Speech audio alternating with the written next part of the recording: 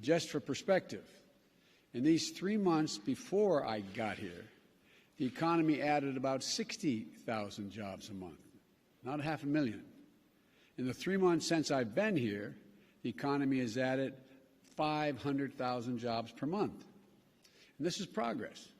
And it's a testament to our new strategy of growing this economy from the bottom up and the middle out. And it's a clear testament to why it's so needed.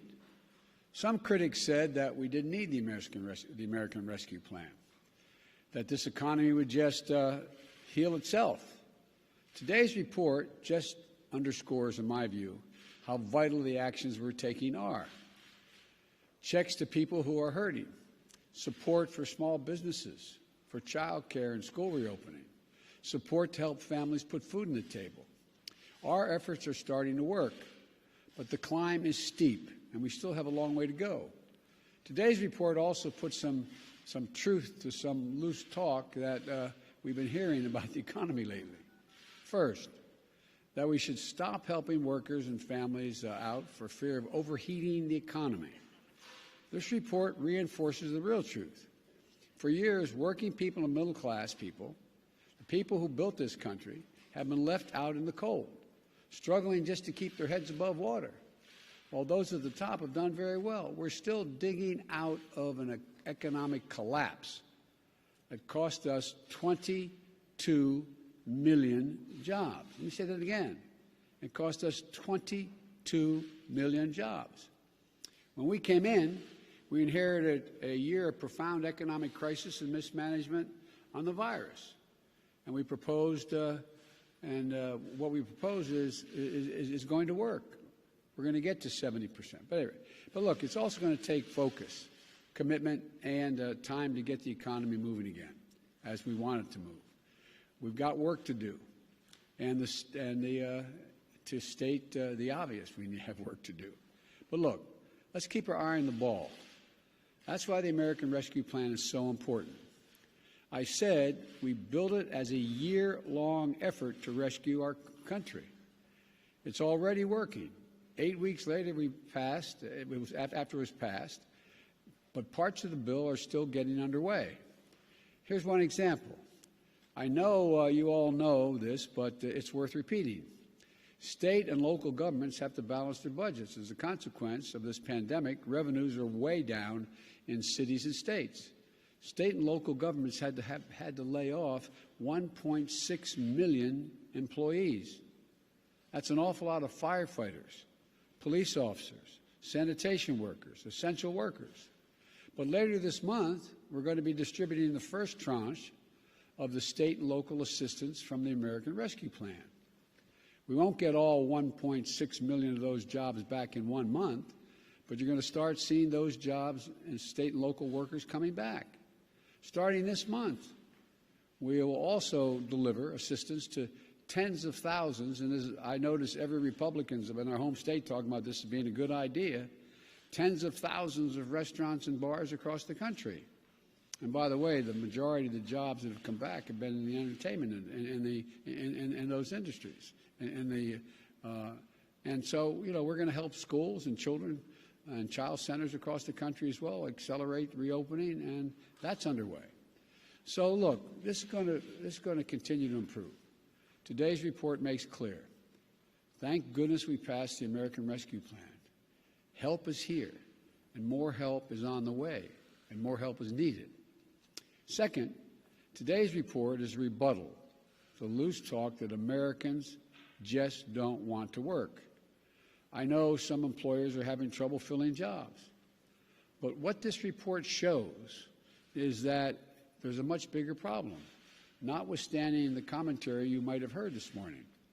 It is that our economy still has 8 million fewer jobs than when this pandemic started. The data shows that more workers are looking for jobs, and many can't find them. While jobs are coming back, there's still millions of people out there looking for work. And the idea that they don't want to work, most middle-class, working-class people that I know think the way my dad did. He used to say, and I know I'm repeating myself, but I'm going to continue to because I think it's critical. A job is a lot more than a paycheck he'd say, Joey. It's about your respect, your dignity, your place in the community. More than a paycheck, it's people's pride. It's about being able to look your child in the eye and say, honey, it's going to be okay. I've never forgotten that. I've never forgotten those folks I grew up with. I think about them every day as president. They didn't have a lot of money, but they busted their necks their whole lives to take care of their families. And all they ever wanted was a shot, a fair shot of making it. Last month, there were 266,000 more Americans with dignity that comes for the job. And there are millions of Americans out there who, through no fault of their own, have been knocked flat on their back this past year. The virus stole their jobs. And I'm determined to give them a fighting chance. That's why I've been so focused on vaccinating the nation and getting our economy running again. That's why we fought so hard to pass the American Rescue Plan. And again, the American Rescue Plan was for the whole year. It plays out over a year, and it's working. But we can't let up. This jobs report makes that clear. We've got too much work to do. And the American Rescue Plan is just that, a rescue plan. It's to get us back to where we were. But that's not nearly enough. We have to build back better. That's why we need the American Jobs Plan I proposed, to put us in a position where we can build back better, to reclaim our position as the leading and most innovative nation in the world and win the future, the 21st century. We need to rebuild the nation's roads and highways and bridges and ports and airports. We've got water systems all over the country that need repair. There are over 400,000 schools and daycare centers with lead pipes where the water goes through. 10 million homes. I saw a water project system yesterday in New Orleans that was over 80 years old. It's in need of major overhaul. And by the way, if they don't get it fixed, New Orleans itself is in real trouble.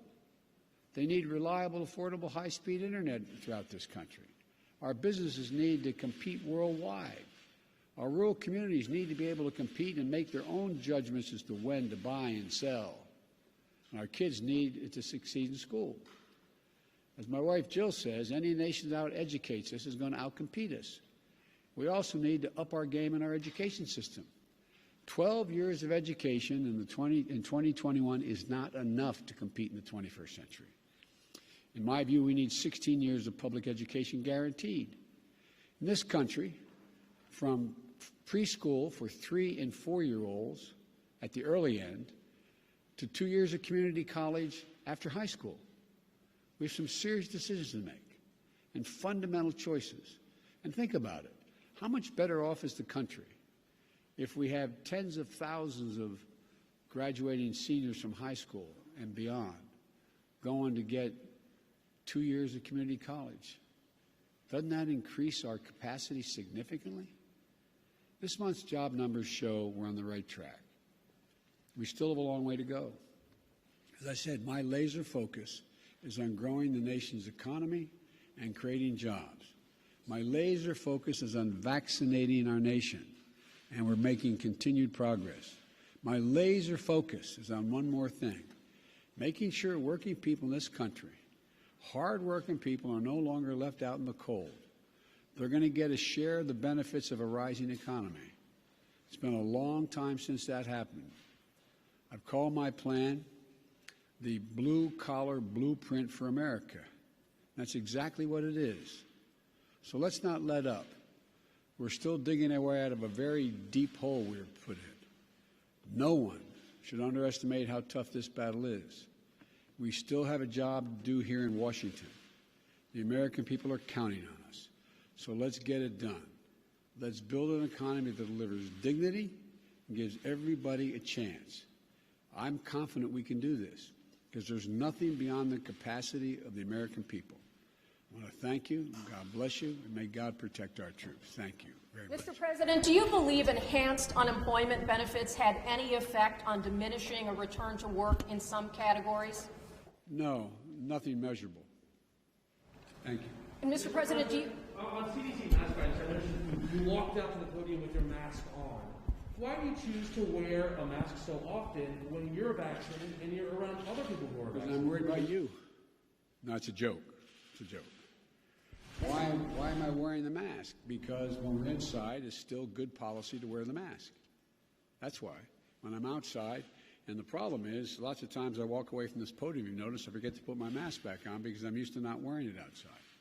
Mr. President, are you at all concerned about Vladimir Putin amassing troops on the border of Ukraine? Do you see that as a message to you, and could it impact your desire to have a one-on-one meeting with him? Does not impact my desire to have the one-on-one meeting, and you notice he had more troops before. He's withdrawn troops. There's still troops amassed, but significantly less than he had a month ago. So, You expect that meeting? Sorry, Mr. President, do you believe that the Iranians are serious about negotiation in Vienna? yes, but how serious and what they're prepared to do is a different story, but we're still talking. Sir, you had a question. I had to cut you off. Do you have any update on whether you'll be able to meet Vladimir Putin in June? Is that going to happen? I'm confident we'll be able to do it. We don't have any a specific time or place. That's being worked on. Has he Thank agreed, you sir? Thank you. Thank you, sir.